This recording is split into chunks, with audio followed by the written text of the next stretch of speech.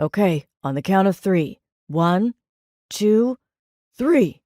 He heard his own groan as they maneuvered him onto the board and secured his head and body. The sound reminded him he was still alive. He had to stay that way. He had to find out who'd shot him. He had to protect his legacy.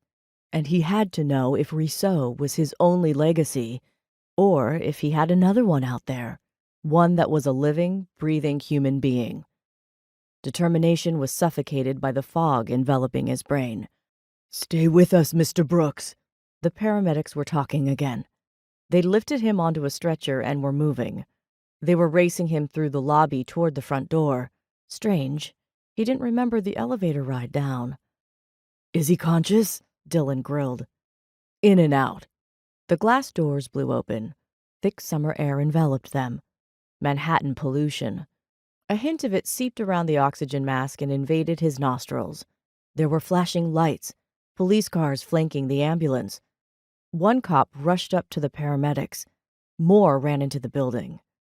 He was transported to the ambulance. "Mount Sinai?" Dylan was asking the paramedic who'd climbed in beside him. "Yup. We'll get over to Madison and fly straight uptown. With the siren on, we'll be there in minutes.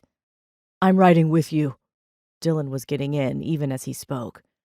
Mr. Newport?" The ambulance driver turned and cleared his throat uneasily. "The police want to talk to you about—" "Fine." Dylan cut him off at the knees. "Then they can meet us at Mount Sinai. I'm riding there with Mr. Brooks. That's not up for debate. And like I said, you're bringing in a John Doe. No names, no press. Let's go." There were no further arguments. Door slammed. A siren screamed. The ambulance zoomed off. "Heart rate's up to 170. BP's down to 90/50.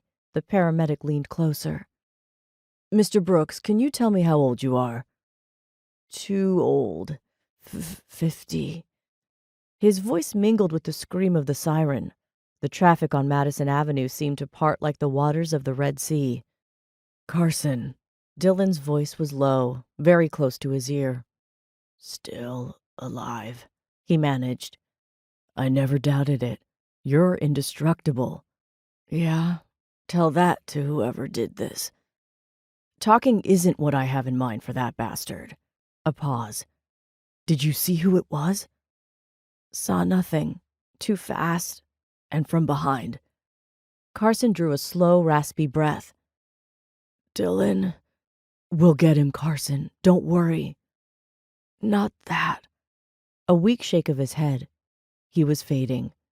For now or for good, he wasn't sure.